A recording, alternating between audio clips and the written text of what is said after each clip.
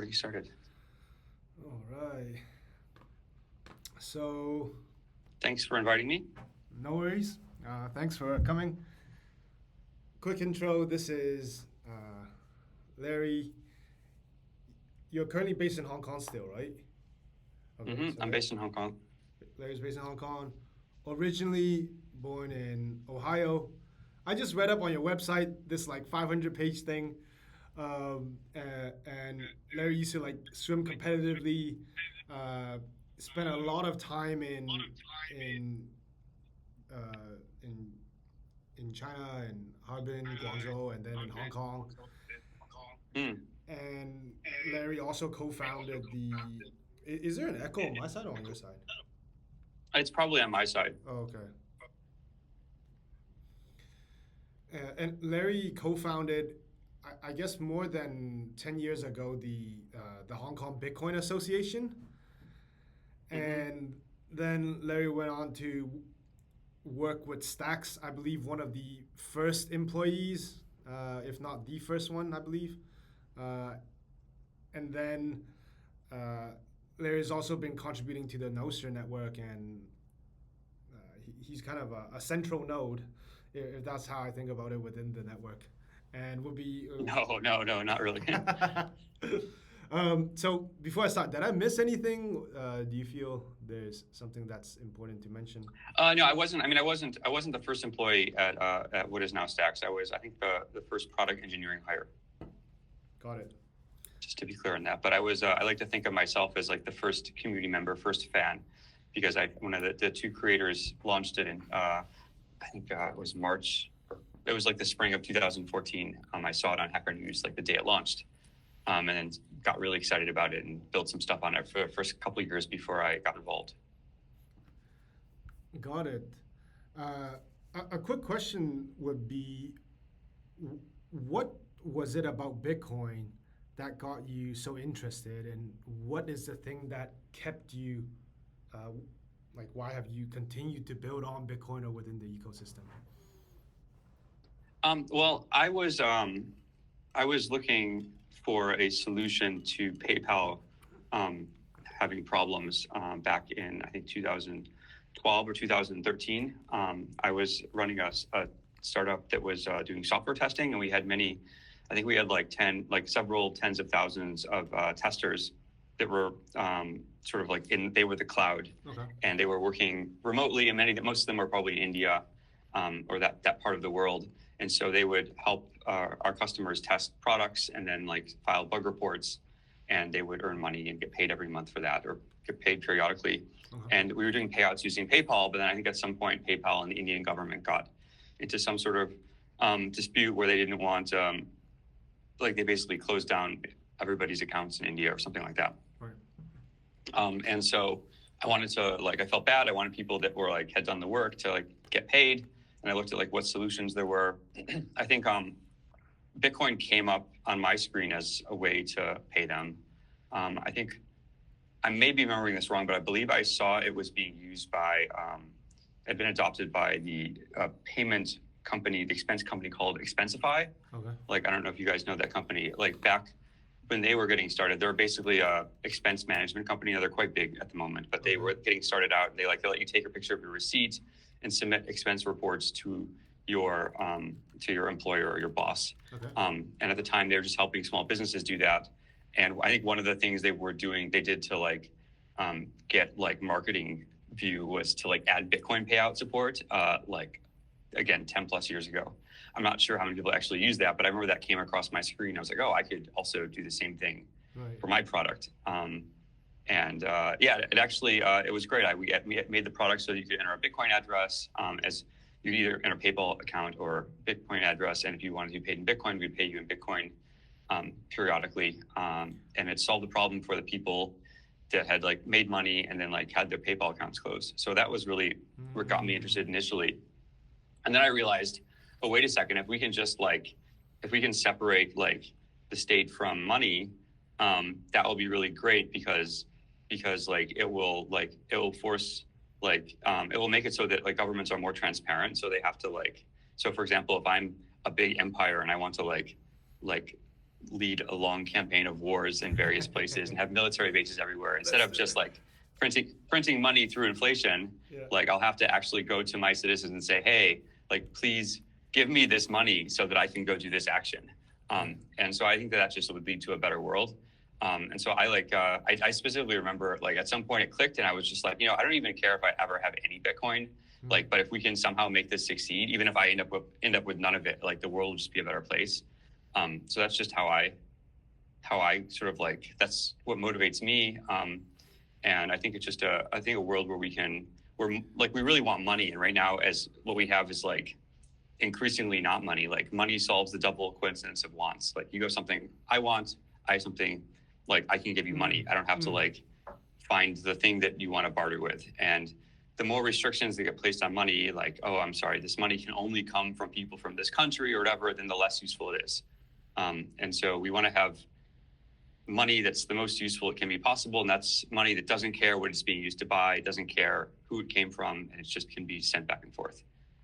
That's what motivates me. And I think that got me involved in it. But then I also, having lived in China, saw how you can use the information internet, so like you can just control access to it, right?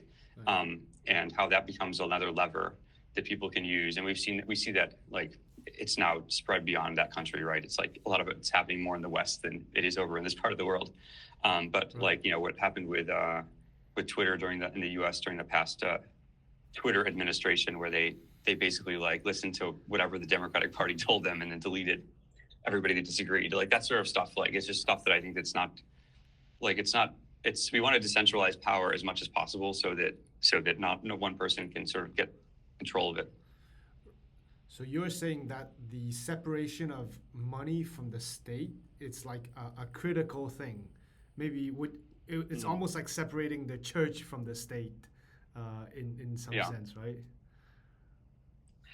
Well, I have complicated views on separating the church from the state. I think that my current feeling on that is that by separating the church and the state, we've basically turned the state into the church. So people worship the state as opposed to worshiping whoever they worshiped before. But that's like a whole other discussion. I think it's because it just creates when the state doesn't have control over the money supply and doesn't have like it has a lot much like they can't like just print more money and deflate it, then they're forced to be more honest with the people that pay the bills. I mean, I think we see that really here in Hong Kong. Like Hong Kong has their money's pegged to the US dollar. So it's been pegged for like 30, 40 years. Like they have no intention, as far as I know, of breaking that peg.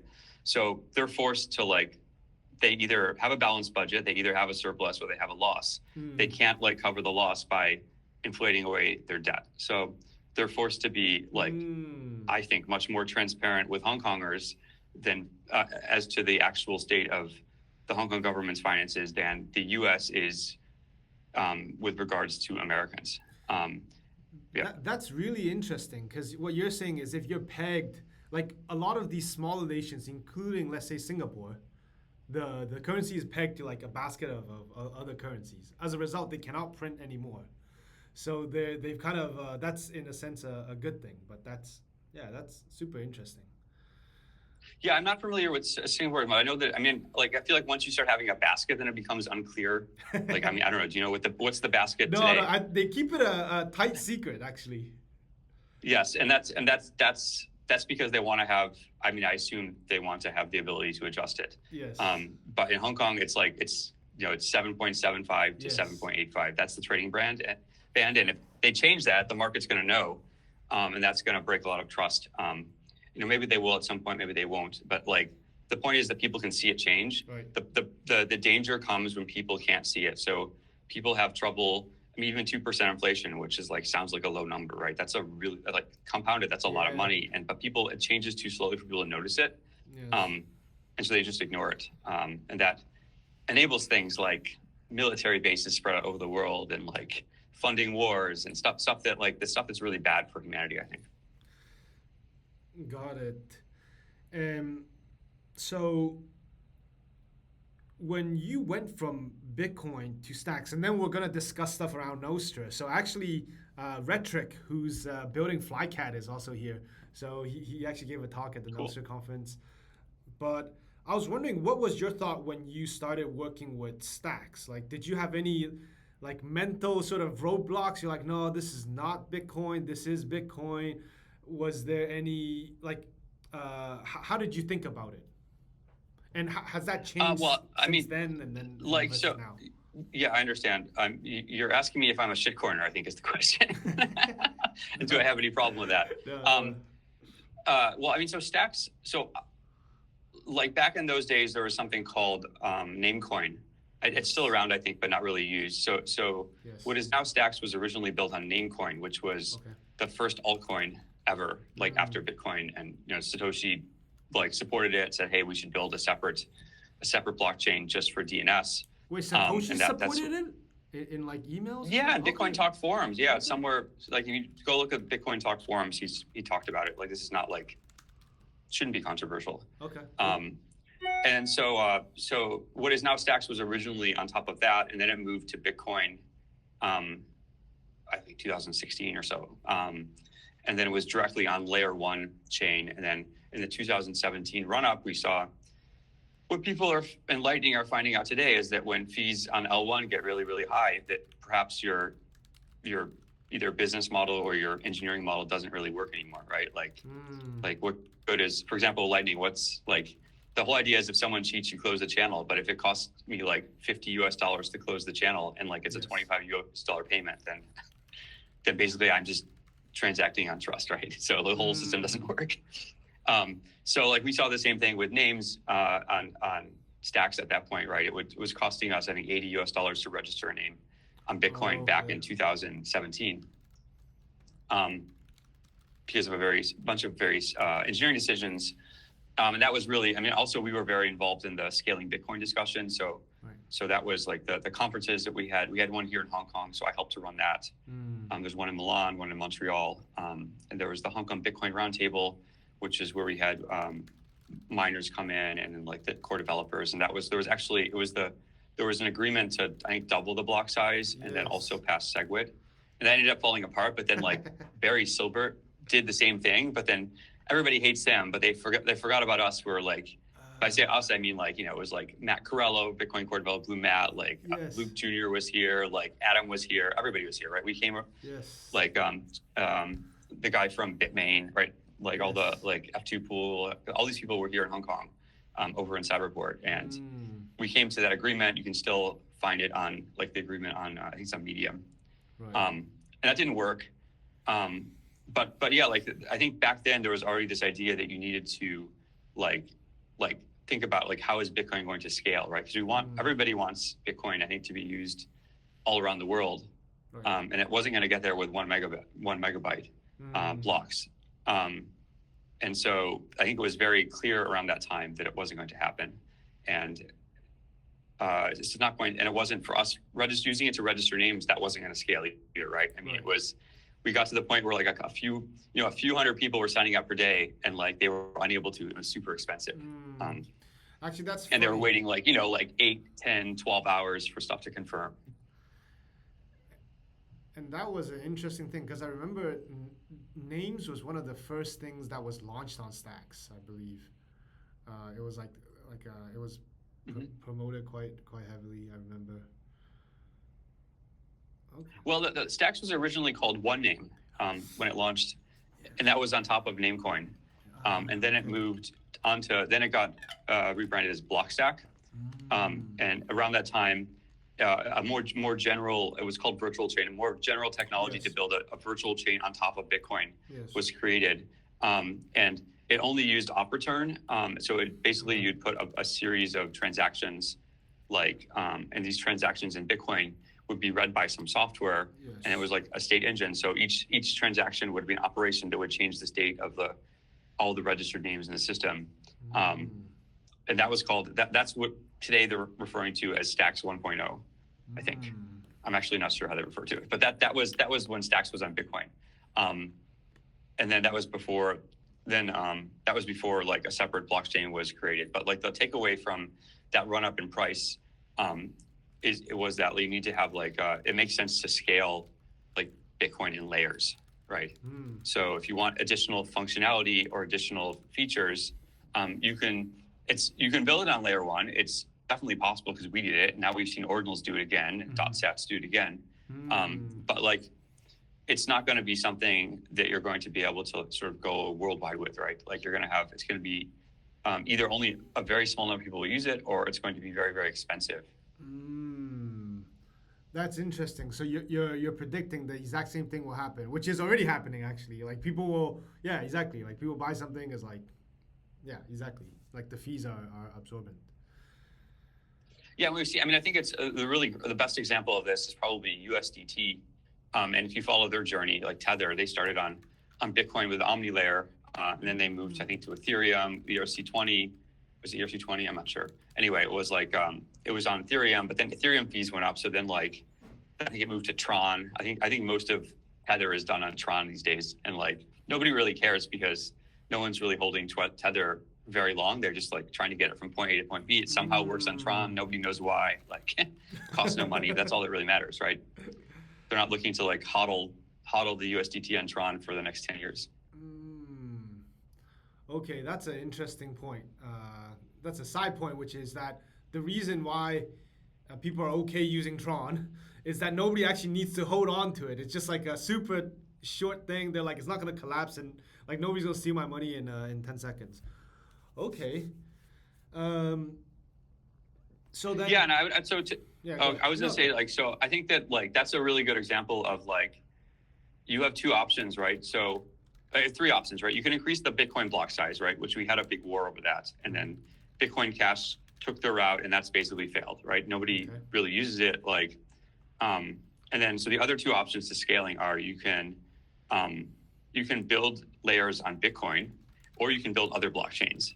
And so to this point, like because of like I would argue the culture back like in the like 2013, 14s, like around when Vitalik sort of went off to create Ethereum, basically Vitalik wanted to create Ethereum on Bitcoin, but like people were like, no, you're horrible, you should go away, basically, like, and then that's how we ended up getting Ethereum. And then people were like, basically not prevented from innovating on Bitcoin, but it's very technically hard, like to do, like the reason we only got ordinals this year was because you like to build this stuff on Bitcoin, you require like so much knowledge of the internal workings. There's no like easy API to build most stuff. Like basically the fact that you haven't seen more built on it is because like it's like you need to have been spending like years down deep in the code of Bitcoin.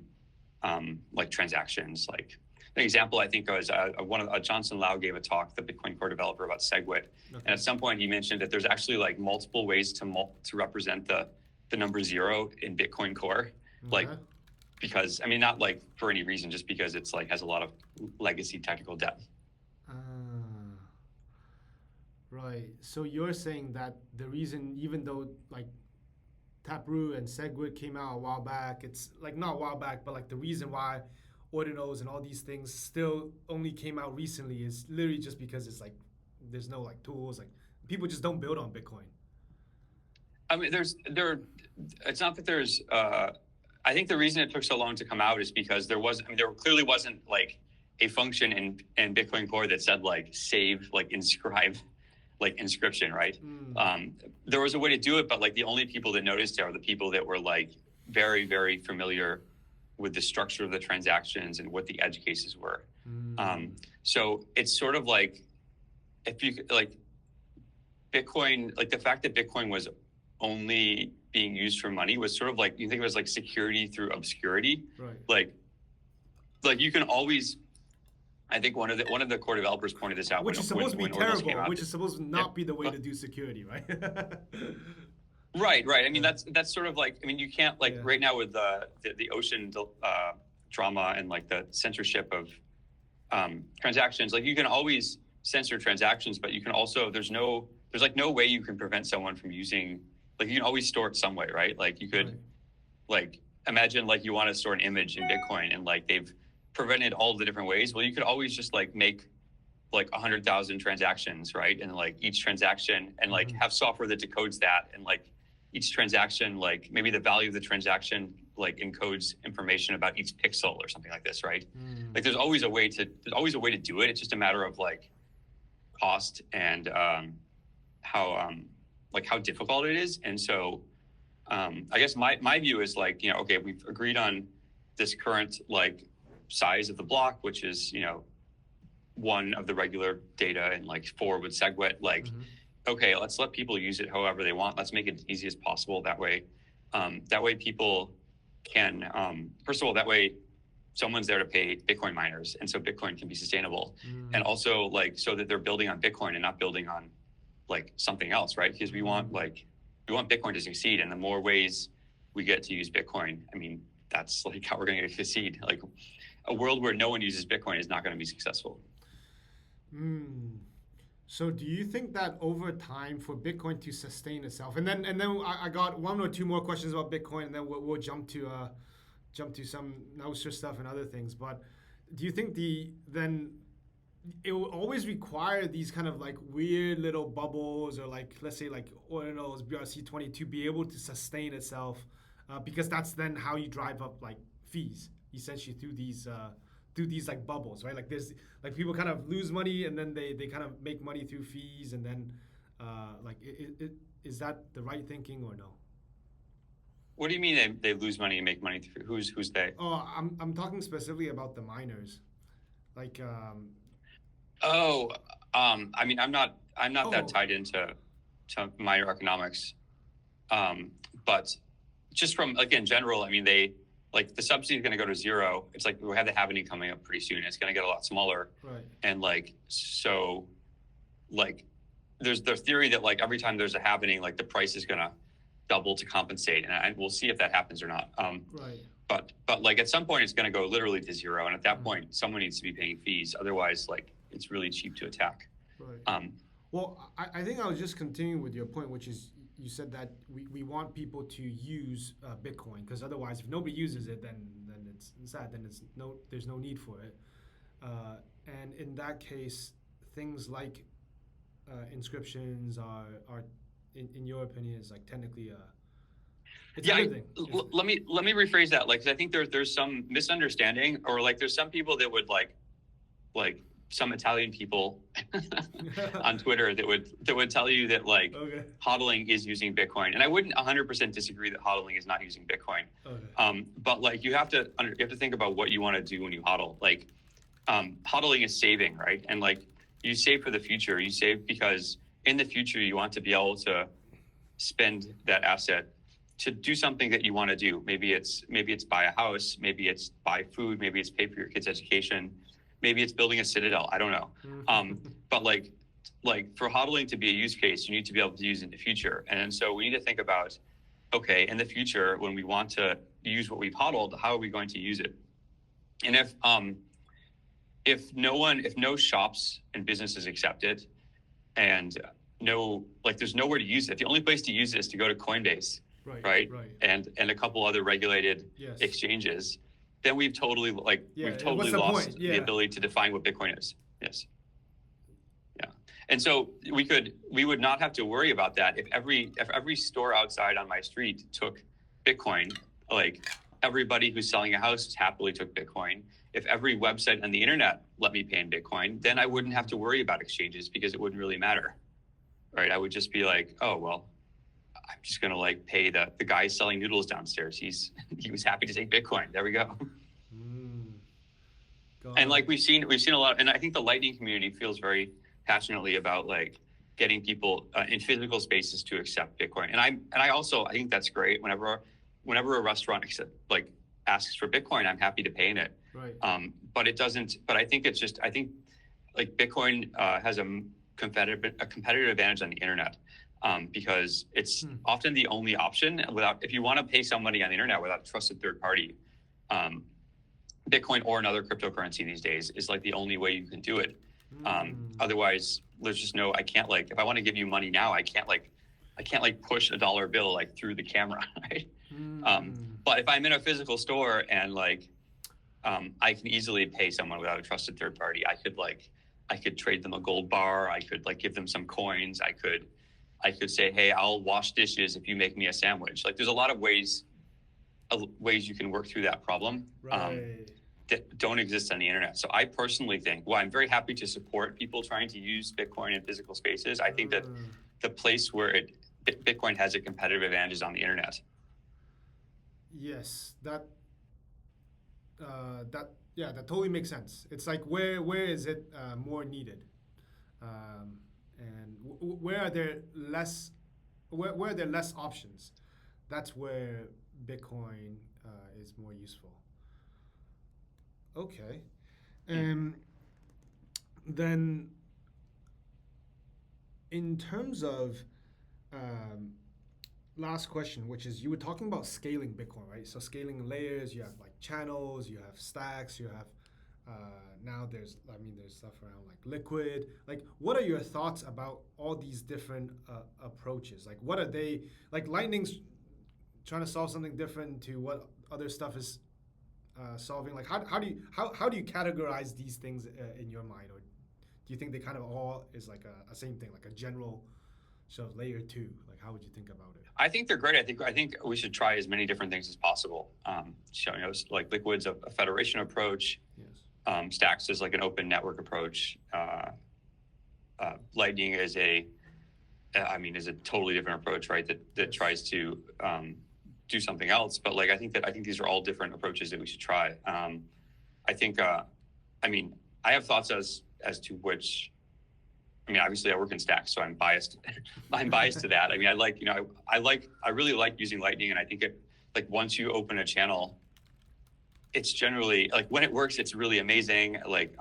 But it seems like it's getting to the point where, like, they don't expect people to be able to run nodes. So I personally would like to see non-custodial solutions. So I don't know. Well, I don't want to. I'm not sure how things will play out, but I think that Lightning just is very complicated. I think Liquid, like, as long as you're willing to accept their trust model, seems to be pretty easy. I think the blockchain, like, it's essentially a blockchain, right? So that whole model where you you sign a transaction and you send it, and then miners or validators process it. I think it's very elegant. And it works very well. Like, for developers, it's easy, and for users, it's easy to understand.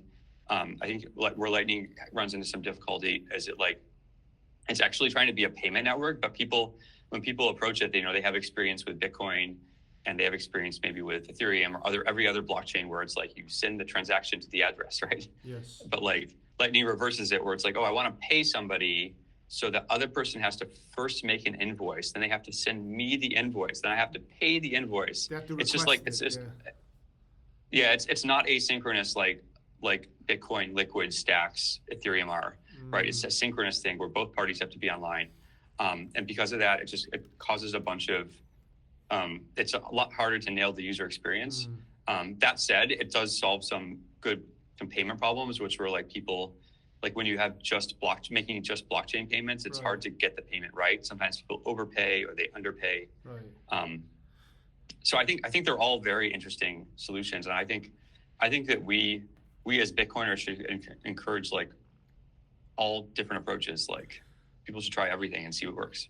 So I was super stoked when Stacks came out and went and did all the registration for the initial offering and stuff. But why do you think there hasn't been as many people building on Stacks, or relative to, let's say, Ethereum, or what do you think is lacking or was lacking?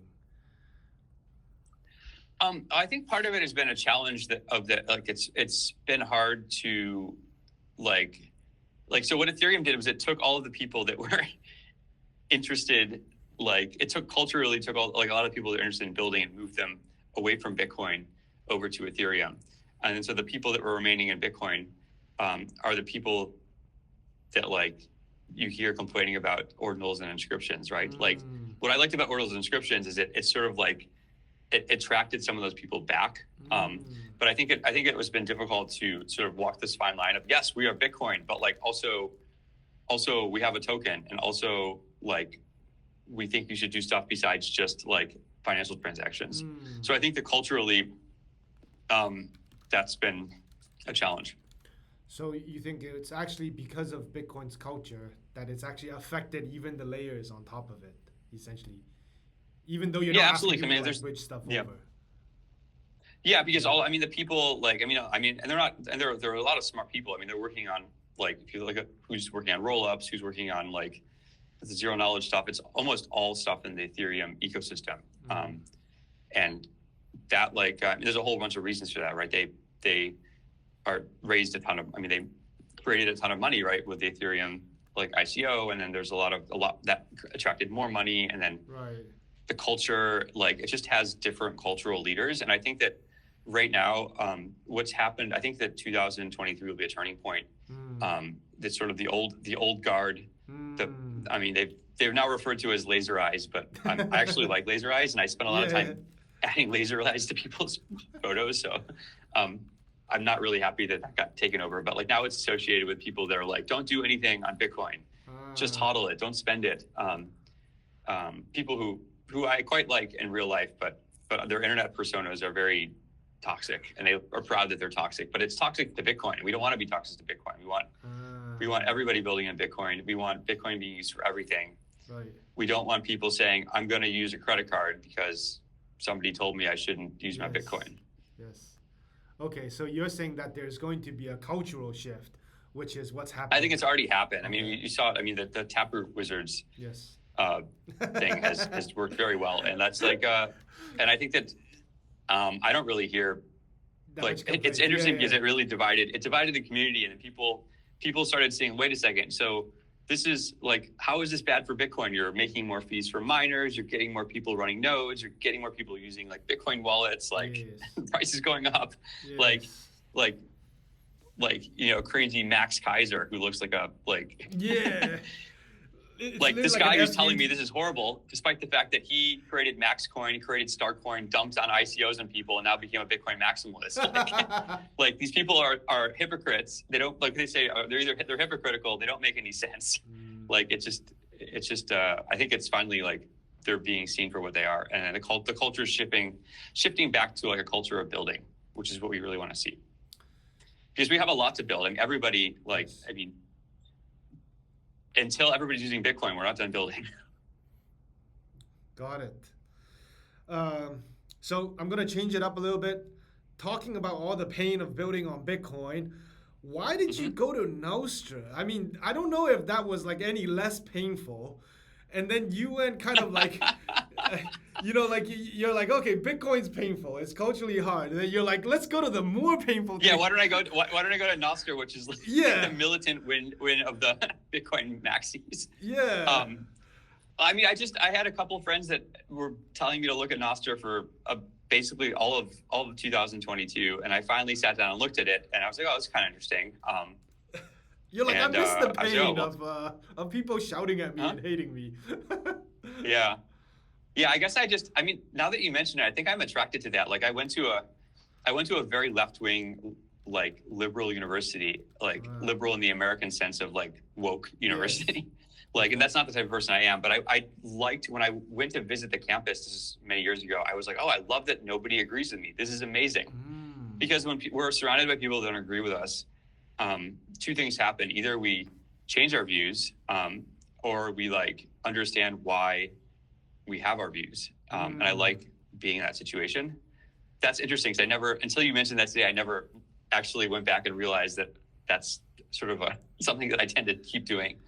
So Nostr, yeah, I think I liked, like, I just liked that they were actually like a group of Bitcoiners that were really excited about building, which is very different than the crowd that's like the podcast crowd of Bitcoiners, where they don't build anything. They just make podcasts. And they just sort of like podcast and shit post on Twitter. So I like that about that, but it was just totally a technical thing. It was like, hey, this is really cool. Like, how can we solve these problems? Okay, well, you have this problem. I think one of the problems they had was, and they still have, as far as I know, is how do you upload images? How do you share images to Nostr? And I think, correct me if you're wrong, it's still basically like you upload it to like an image sharing service, and then you just share the link. But there was a discussion I got involved in early on before I went to names about how you could do that, and like, I don't know. It's just fun to like spitball ideas with people. And I think one interesting idea would be to use like you use BitTorrent or you use like IPFS, and you share like a hash and like maybe a backup URL where if it doesn't, like if the backup URL doesn't work, you can download it from Tor. And there's a lot of different ways you could solve that problem. So I like early new systems where you can like people are working together and trying to figure out how to solve tough problems.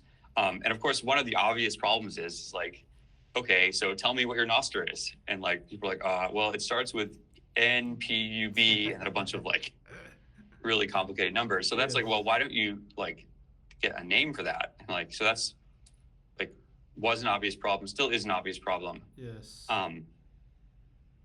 So that's why I wanted to work on that, because I like to solve problems that are obvious, because hopefully they'll get traction. Then actually that's a good point. Maybe I might check with Rhetoric. I don't know if there's like a image, like what the latest update with images are on. Yeah, might ping Rhetoric later. So in terms of all these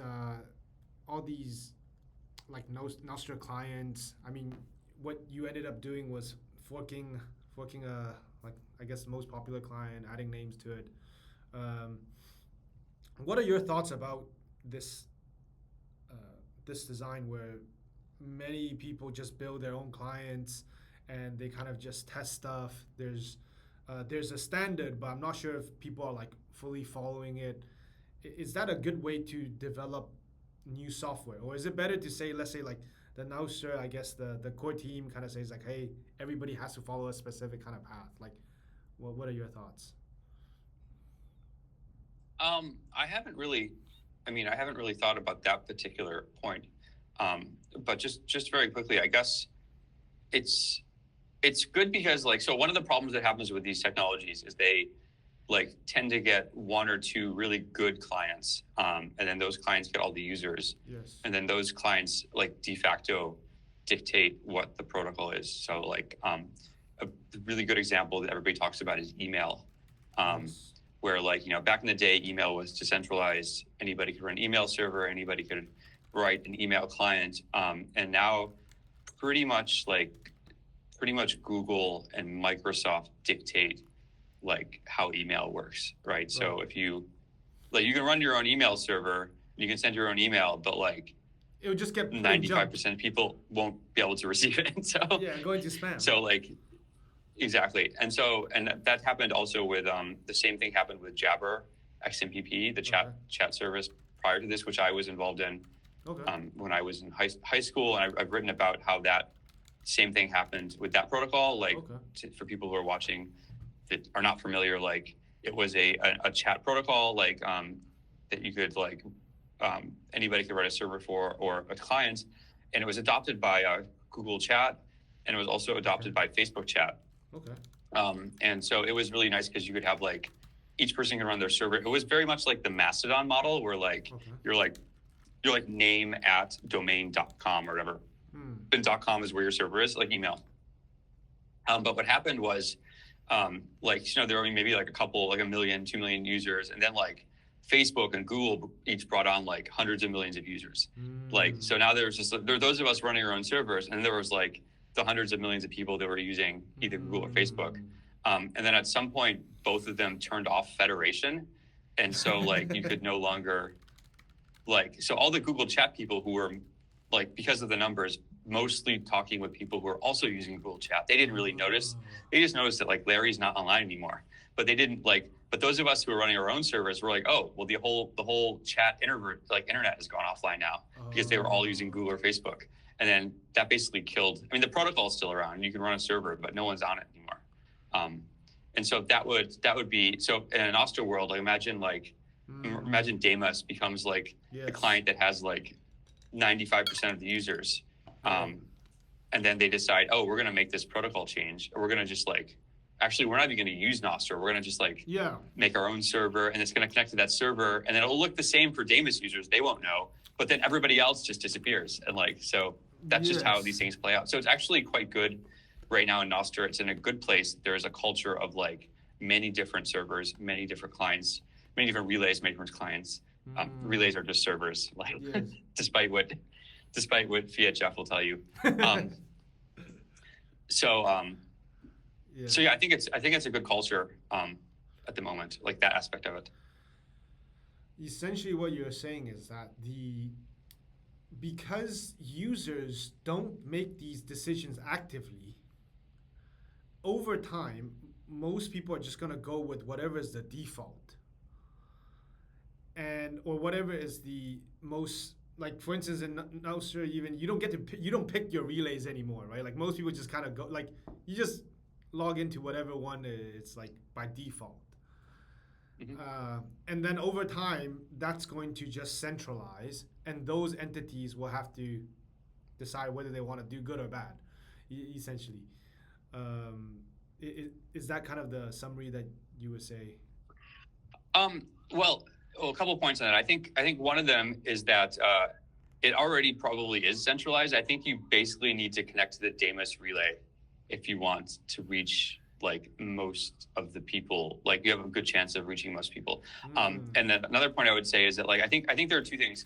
People do make decisions, but they generally make decisions on what's best for them, and so they will choose the best app. And I think Lightning is actually a really good example of this. Like, I feel like the best, like if you're looking to pay with Lightning right now, probably the best app is either something, it's probably Wallet of Satoshi, right? Was because it's totally easy, but it's 100% custodial. Yes. Right. So you're either using Wallet of Satoshi or you're using, if you care about that, then maybe Phoenix, which is non-custodial, but they run the node for you. Yes. And so like because of that, they're choosing what's best. And then like basically like if Phoenix were to like tomorrow change to like be like the Wallet of Satoshi model, like I mean like most people would not change, right? They just suddenly be no longer non-custodial. So I think it's just that like people make a decision of what to use, and they tend to use what's best, like based on metrics that they care about. So for email, it was like Gmail was just so much better than what was out there before. Like better interface, easier to search, like you never had to delete email, like compared to what it was back then. Everybody started using it. It was really great. And then and it wasn't that users don't make decisions, they did make a decision. But users don't want to continually make decisions. They don't want to be like this is not their full-time job is not to evaluate like the decentralization of the Nostr network. They want to find the app that works really well for them. They're going to get used to it. Like as long as it like, the chat, like the functionality for them works well, like they're not going to be like, is it decentralized today? Is it still decentralized? Like I mean, it's really hard to create a culture where that happens. Then a question that I was debating with Rhetoric on is these ideas of should we bring a lot of the stuff from Web 2 into Web 3? Like some of the stuff. As an example, we're talking about recommendations. I'm like, man, I just want to go in also. I want to get a list of things that get recommended to me. I'm like, and then Rhetoric, who's working on Flycat, he's like, no, that's bad. We don't want to have these opinions. I want you to be the judge of who's right and wrong here. No, I'm joking. How would you think about these things? Like, are things like recommendation systems, like, do you think they're like, going back to usability, going back to adoption, do you think they should be brought on, or we should come up with new ways to manage these things? Well, I think that they're essential if you want people to use it. I mean, I think for example, it just really depends on what your goal is. I mean, if the goal of people using Nostr is just to chat with a small group of people that they are chatting with now, that's totally fine. I mean, it's not a venture funded growth company. It doesn't need to like grow forever. If it's just like 10,000 people using Nostr for the rest of eternity, that's perfectly fine. Like there's no reason it doesn't need to be like that. If you're someone making a Nostr client and you want to get more users and you want your users to like get something out of the app, I mean, I think that like a lot of the so-called Web 2 features like recommendations, algorithms are like very useful. I mean, I don't use Nostr that much anymore because it doesn't have algorithms. Because like I'm not like if you don't stay on, like what happens to me when I open my Nostr client is I see chronologically all the posts from the people that I follow.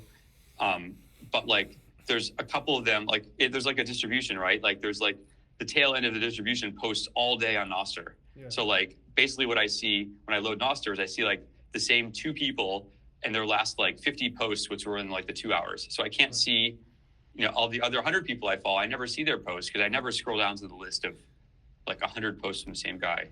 So you need to have some sort of algorithm that like figures out like what's important for me to see. Do you think having a marketplace of these like ranking algorithms would be one solution to would be a solution to that? Like, you can develop one, I could develop one, and then people kind of choose the best one that they like. Is that like a possibility?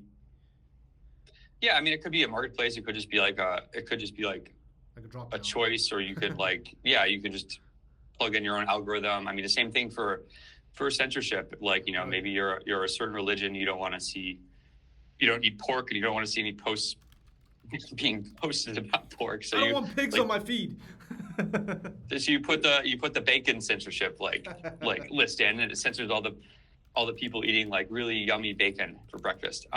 Yes. Like I mean, I think that's like there's a trade-off though for like there's user like complexity, right? And then there are other problems with like problems with that, right? That's interesting that you said, which is that way it's like your individual censorship. Like I'm choosing to censor certain things. And that will be moving away from this type of global censorship where it's the platforms that's doing the censorship, but it's just becoming more, I guess. Yeah. Yeah, that's interesting. Yeah, I mean, I think the reality is there's one group of people that want to control what other people think. I mean, I think that I don't know, maybe I'm wrong, but maybe there are certain things people don't want to see. But I think on their own, most people would just be like, oh, I don't like that, I'm just going to scroll by it. Like they're not going to I mean, like people block ads. That's a good example. Like I don't want to see ads. So there's no reason you couldn't like block other stuff you don't want to see. But like where censorship comes in is like where somebody else decides I don't want you to see that. Like I don't want you to see bacon because bacon causes, I don't know, like high cholesterol, which increases our public health. Like some convoluted. There's a reason. There's a social good for me preventing you from seeing bacon. Sorry to pick on bacon. I just thought of that. So I don't like. So then that's a very good example of where you could have a power of defaults problem. Like if you have a default censorship list, right? And that was what happened with web browsers, right? Where every browser, I think all the major ones, Safari, Chrome, Firefox, they all use Google's like safe browsing. They have like a safe browsing like list of URLs that are supposed to list URLs that are like have like viruses on them or whatever, and then all browsers actually ship with that same list like on by default. So then suddenly you have like a whole bunch of incentives like, oh, who controls the list, and how can I get things I don't like in the list? Got it. Talking about building stuff, gonna switch gears to the last kind of part is you've been building developer communities or just communities in general for, I guess, a while. And how have you seen it change over this time? Like, is there different approaches now that's very different than when you first started, like building stuff for Stacks? Do you think that, like, what are some of your learnings for this? Yeah. Well, when we built the Bitcoin community here, it wasn't just me; it was a few of us. But I think we were up to like 6,000 or 7,000 people in a meetup. Oh man! And what we did was a lot. It was a lot of like, it just was a lot of like I guess pounding the pavement, right? So we would, whenever someone would come in town, like, hey, someone who works at Coinbase is in town, or Roger Ver's in town, or Vitalik's in town, we would just be like, okay, let's just have a meetup. Then, like, maybe it was not organized at all. Maybe it's just like let's all get like drinks at. We go to this one restaurant all the time, like a grappa cellar, I think, and like so we would just go out of the way to like whenever someone's in town, like to provide value to them on the ground, which is like, hey, we can get people that you may be interested in meeting, we can get them to come out and like hang out with you. And people are always like, it's low effort for the person visiting. None of this, like, I'm not we did some of oh, we're having a talk type of meetups, but I'm more of like a discussion, just kinda have it, make it organic. Let's Yes. just have a meetup where we all we go to the roof of IFC Mall and we get drinks and we just hang out, right? So how would you do that in a virtual setting? Like, do you think that's possible, or it's just it has to be IRL? I think it's difficult. Right. I mean, as you can tell from the beginning of this talk, I really don't use Discord that much. And I find it very not usable. But also it's just maybe I'm at a different point in my life where I don't want to hang out in You just chat hate groups. people now. You just don't like human no, I'm joking. No, I love it, but I guess the great thing about living in Hong Kong, and I assume similar with Singapore, is that because they're small places, Yes. I can just why don't we just walk over there and meet up? I just had lunch with the host of the Nostrovio podcast. That's why I literally 5 minutes before I walked in for this. And that wasn't planned. And he just messaged me like, "Hey, let's get lunch." So we went over and got lunch. And I think that in-person meetups are really great. I mean, I think what you're doing right now is good. Just bring interesting content, people to your community, and that's. I mean, it's not as impromptu, right? It's hard, right? I can't just call you, but yo, man, what's up? Let's hang out, you know? Yeah. Yeah. I mean, chat groups are great. I got a lot out of Telegram groups. I think. Right. I would say 7 or 8 years ago, when I was first getting started in Bitcoin, and learned a lot from people. A lot of people that were, some of them are super wealthy now. Some of them have totally disappeared. I don't know where they went. But I think chat groups are probably the best way. You want to make it asynchronous, for the internet, because then make it so that people can participate without having to be looking at it all day. And I think that's where chat groups make it difficult, because sometimes if you don't look all day, you feel like you miss out, and then you can't reply. Yes. You feel like you kind of lose touch of what's happening. You look at it an hour later. Okay. Then last thing before, and if people have questions, just put it inside of the chat. But one thing that I'm curious is there something that you're looking at now that you feel, everybody else hasn't looked at yet, or that you're thinking about, or are there other places you're looking for pain, other than Ulster? Have you found that third place yet? What are you doing? Yeah, what are you thinking about? I don't know. I mean, I don't know if I'm looking at anything that anybody else isn't looking at. I did just I spent the last, I would say 2.5 to 3 weeks doing sort of a deep dive on AI, which of course everybody else is looking at, right? But in the context of how can we decentralize it, and that was sort of off of what inspired by what happened with OpenAI and the drama with the board and Sam Altman, and the realization that, hey, all these people, 100 million people, are using this tool, yes. This AI that's controlled by people we don't even know. Yes. And so I just wanted to. I'm just always curious how we can spread the power out so that it's not focused in one place. And I'm currently writing a summary of what I've discovered about how we can decentralize it. And I think it's actually pretty. I think it's pretty positive. I think that it's not I don't think OpenAI really has a very strong moat despite their market adoption right now. I just recently got the new Mac M3 Max laptop. The Max Pro, Max. Yeah, maxed out Max 3 Pro, right. And the models that you can run locally are very, very impressive, and they're pretty much, they're better than ChatGPT 3.5. Wow. I mean, it uses a lot of power. Okay. But I feel like we're actually not that far. And just the last 2 days, there's been a bunch of announcements about how you can run these models on memory constrained devices with getting a lot of speed. So I'm actually quite positive. I don't think it's going to be I don't think we're going to end up in a world where there's just 1 or 2 AI models that everybody has to use, and it's going to be owned by OpenAI that is cooperating with the U.S. government to like, I mean, so for example, they ban Hong Kong, right, from using Yes. OpenAI. So we're unable to like, and they have no legal reason to do that. They're just friends with the Biden administration and they think China's bad. So we're part of China. So they're banning us. So it's just kind of annoying here, but like that's what makes me look. I already see like if for example, OpenAI is going to be the AI the whole world has to use, and then I'm living here and I can't use it, like that's going to be a massive competitive disadvantage. So I want to understand how can we make it so that like people in the White House can't keep me from using OpenAI. And the answer is like, I think we're going to be up there. There's going to be lots of models. They're going to be running. There's going to be big models, small models. Going to be running on our devices, on our phones.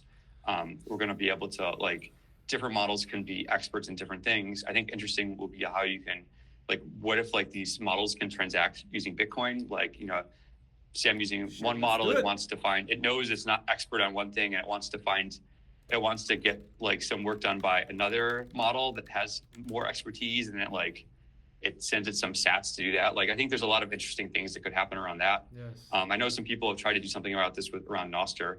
I don't have any insights beyond that. I just wanted to understand how they worked so that I can just understand what's going on here. You're saying that essentially with the increase in our local like clients compute, that is like a true decentralizing force. Like each of us having more and more powerful physical machines, it's the break away from the cloud. Absolutely. I think like ironically, Apple with their walled garden has done a really good job of this. I know, that's crazy. They've really, I mean, they've a lot of the work they've done of getting better GPUs, these like neural net specific processors into hands of like hundreds and hundreds of millions of users. Like that's really great. I mean, the fact that lets you run it on device and not have to run it like in someone's cloud server. And then like from a business perspective, like they don't have to know what users are using it for. Like it just makes life easy. I think from a business perspective, I think that if you as a business can like get the value and provide the value to your users without having to custody their data or their money, like why would you want to custody their data or their money? You'd rather just provide the value and have them pay you, and then like right. And I think Apple has showed us that like that you can get rich doing that, right? You don't need to have everybody's like stuff running in your cloud. Or maybe some stuff is, but like anyway, I think that's going to be the future. I think it's going to be like multiple different models. I mean, maybe there's one big model that everybody uses, but I still think that there'll be smaller ones that like can do what you want, and like you can train yourself or you can fine tune yourself. So I'm actually much more positive now that I looked into this than I was when I started. You're now you don't see the end of the world anymore. There's much more optimism. Okay. Right, because there's been the discussion by these these high profile people like Elon Musk and like Sam Altman about like, oh, the AI safety and we need the regulation and whatever. But because Meta and like Mistral and a few others have released open source models, it's like the cat's already out of the box. You can run these yourselves, you can train these yourselves, you can adjust them yourself. So I mean, as Balaji says, not your weights, not your model. Well, we have the weights now, and so it is our model.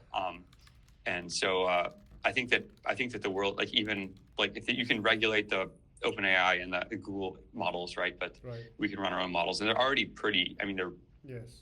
It's hard for me to understand unless somehow they come up with like some sort of breakthrough that like makes it an order of magnitude better than it is now, then maybe we'll have to relook at it. But if it's just like incremental improvements to ChatGPT as it is now, I mean, they're already really, really good running locally. And especially with privacy, right? Like I'm asking ChatGPT stuff that I would never talk to Google about. And I'm like, I don't want that going anywhere, you know? Yeah. And you can do that today if you just use like the tool OLLA. I've never said it out loud. It's like Llama, I think is how you say it. Yes. Like on Mac, or you can use llama.cbp to run these locally, and they're like, Llama 2 is one of them. I use Llama on Mac, and it's just like I can run I've got 128 gigabytes of RAM. I can run my model. It uses up most of the RAM, but it works, and it's all local, right? And it's pretty cool. Yeah, actually, that was Rhetoric, and he actually mentioned about putting some sort of like an AI model within like Nostr nodes and stuff like that. But yeah, that could be cool. Yeah, I mean, maybe Noster's the way that like AIs like exchange information. But like, I mean, I think that like the thing about Unlikely, I don't Nostr is know. that like it's just a server, right? Like so like people have sort of really bought into this like, oh, but it's a relay. Yeah, but it's actually just a server. Like, and so if you want to be self-sovereign on Nostr, the only way to be self-sovereign on Nostr is to run your own relay. Yes. Because it's like it's your server hosting your blog. Like, so if you're trusting someone else to do it, like, Yes. those could disappear anytime, or they could be censored. Cool. So yeah, but maybe Nostr but it is a very nice protocol. So maybe the protocol, like being easy, like is a way to exchange messages for these different AI models. I don't know. Okay. Talked a lot. Does anybody have any thoughts, comments, criticisms for Larry? You know, think. No, I'm joking. What does anybody have any questions? Let's see. Yeah. Yeah. Hi. Hi, Larry. I'm Jen from Novos. I'm not sure if you have talked about it, but I'm curious about your opinions on inscription. So, like, do you agree with the direction it's taking us, or do you think it's a bad or good thing to Bitcoin? Is it a spam? Yeah. Oh, I think they're great. I mean, I haven't made many of them myself. Like, it's not something, I mean, I use regularly, but like, I think people using Bitcoin is great. I don't think it's spam. People are paying for it. Like, spam is something that, like, I mean, if you're a paying customer, how is it spam? I mean, I guess it could be, you call it like junk mail, like people pay for junk mail and that people don't like that, but like, then don't look at it. You don't like it. And you're not worried that it will like fill all the block space and make like take Bitcoin to another path, another direction, which is not a settlement layer or digital gold, but only a data availability layer. I mean, it's hard for me to believe, like, if it's a settlement layer, right? Like a settlement like implies like large amounts of money, right? And you can make a transaction of like 100,000 Bitcoin, right? You could do it for like, even with the fees now, they could do it for a couple of US dollars, right? So I don't think there's any chance of like that happening. I mean, maybe there is, but you can always just pay more. You just pay a higher fee. And I don't think if we were hoping, like if we were thinking that Bitcoin is going to succeed, if we already like when we took the route of having like a fixed block size, like we already decided that fees are going to go really high.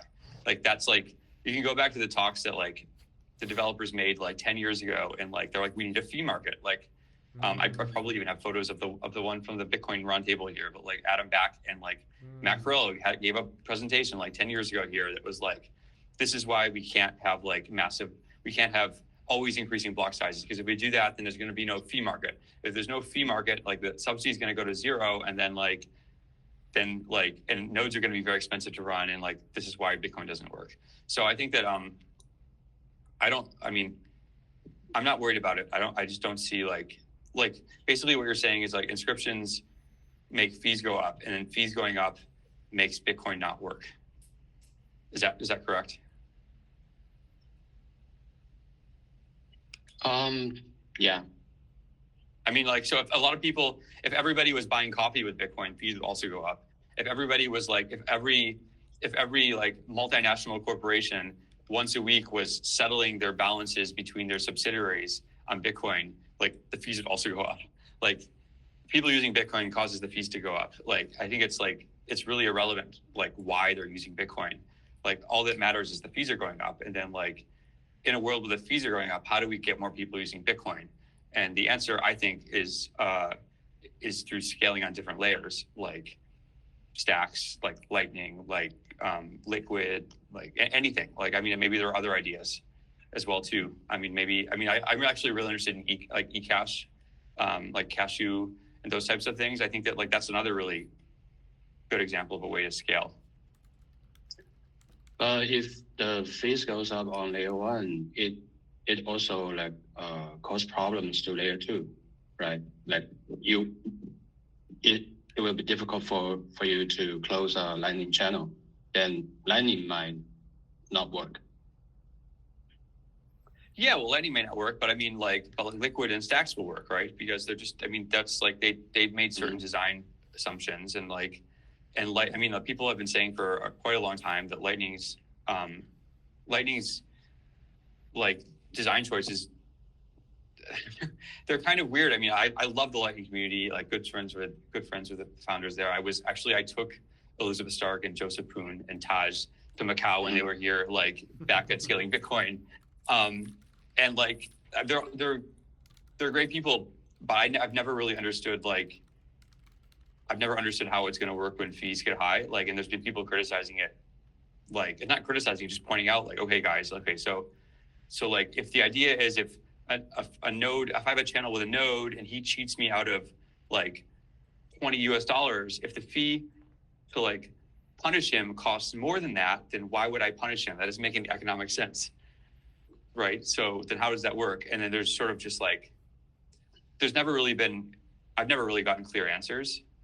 I don't know if anybody else has, but but to be honest with you, I mean, I'm going to just like the problem. This is also a problem with Nostr culture. Like Nostr has a bunch of like very obvious like flaws. Like, so for example, I tried to onboard a well-known VC to Nostr 6, 7, 8 months ago. And so one of them, the first hookup, the problem he had was that like I couldn't tell him what my Nostr was because it didn't have a name. Okay. The second problem was that like once he added on, he didn't know who to follow because he didn't know anybody else's in pubs, right?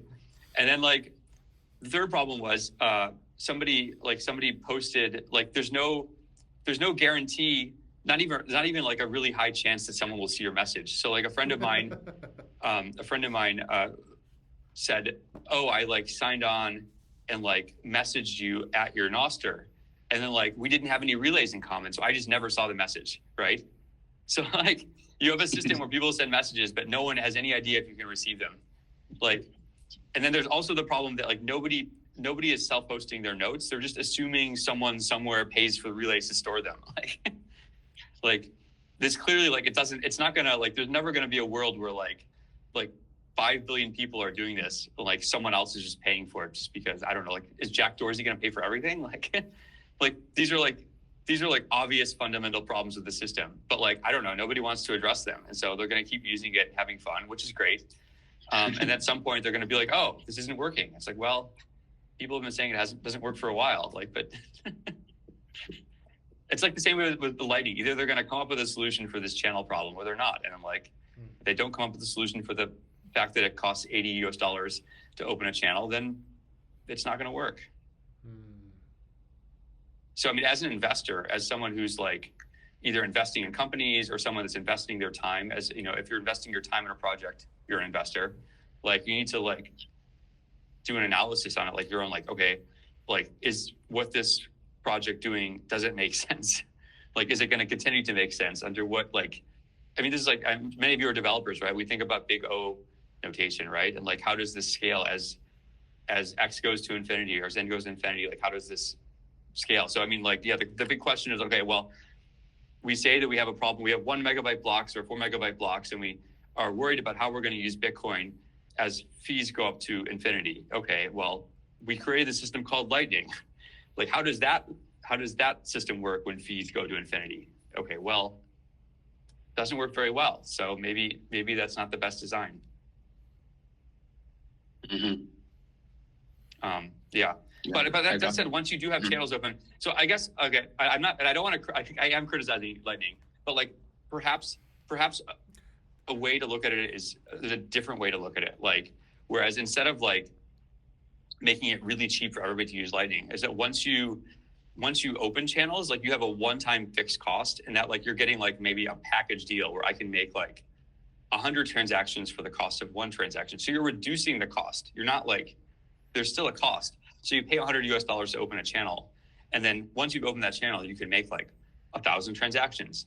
Like, and you know, when you amortize the cost of those transactions, of that channel opening cost over the transactions, then maybe the fee looks like it makes a little bit more sense. Mm-hmm.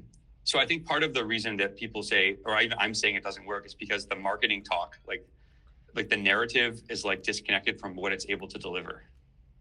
And so perhaps like readjusting our expectations of what it delivers, like, or like maybe narrowing the scope of where it's applicable, like actually makes it look a lot better.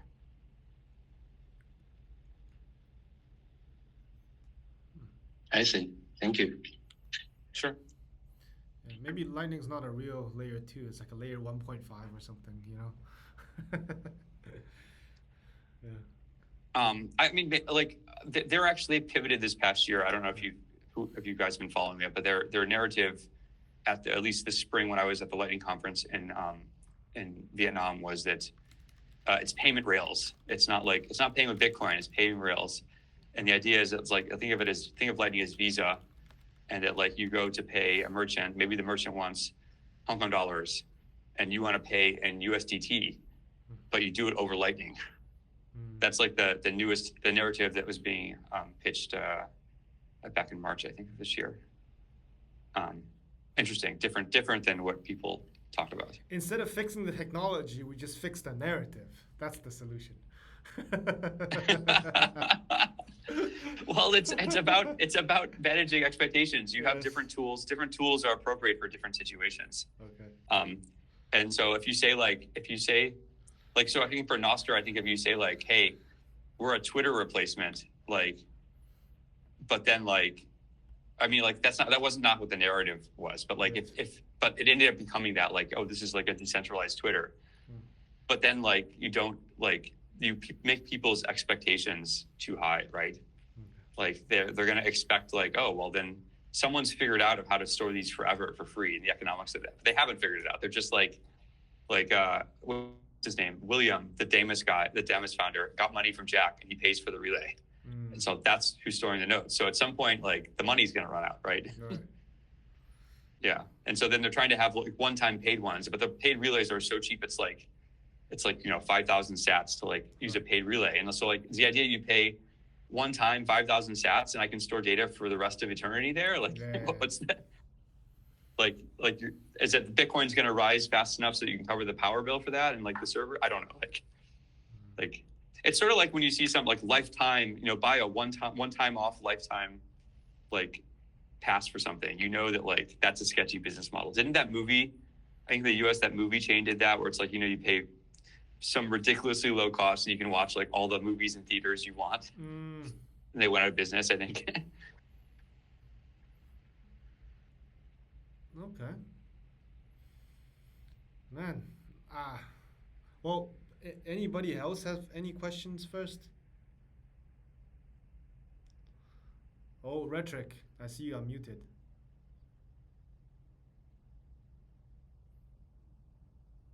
Can I ask questions? What's everybody working on?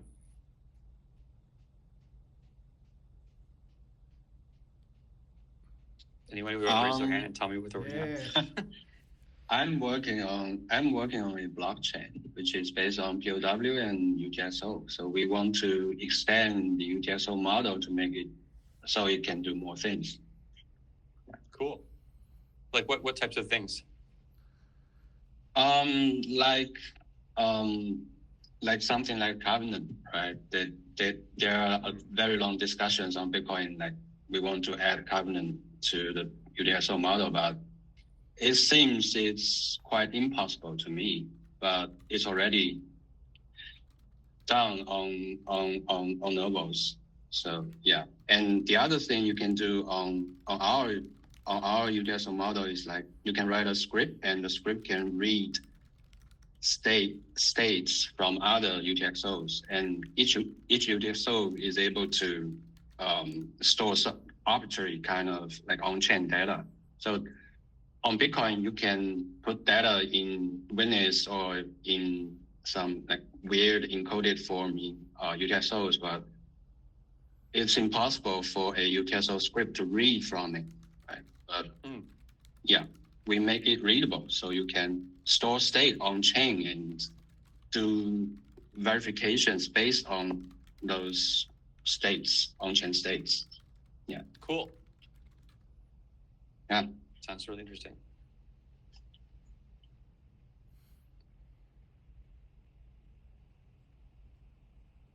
Okay.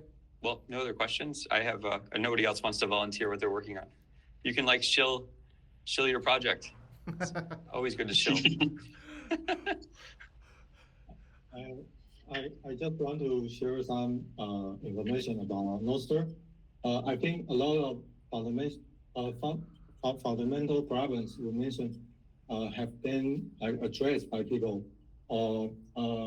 There is a lot of people like trying to solve the problem, or like if we don't have like the common relays, we can communicate with each other.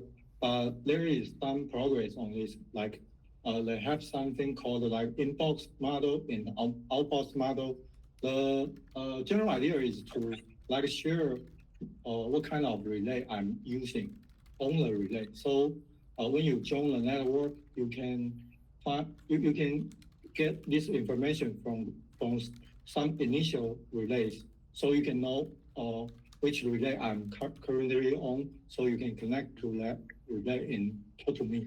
There is a lot of ideas like this to like solve some basic problems, and so I think Nostr is going a very good direction. There are a lot of people like trying to solve the onboarding problems, and I have this kind of feeling like maybe the next year will be the year when like Nostr start adoption, because I saw a lot of different products other than like Twitter alternative. There are some very good products, and they are trying to like provide different types of service other than just social network. And there are people try to solve like a relay problem, or I don't know, like a recommendation algo problems. So I would say that there are so much progress going on Nostr, and a lot of problems I think will be solved in the next like 1 or 2 years. Yeah. That's great to hear. I think it's like, I mean, that's one of those the massive strengths of Nostr is that so many different people are building, and I think that contrasts to some of the other, like the Blue Sky or the I think Farcaster, where they're it's a very different model where they have very small, they're funded, but they have really small teams. They're just working on it. I don't think they have a lot of like organic community input into like solving the problems. And I think that's really, that's one of Nostr's strongest like things is that it's a bunch of hackers, and then that are like willing and able to solve problems. And I think that like also one of its competitive advantages of it, like it's like sort of like the old dial-up online services versus like the web. Like it will be like there'll be more cool stuff you can do with a Nostr, like because it's permissionless than you can do with X or Twitter, right? So yeah, really excited to see what happens next year in Nostr.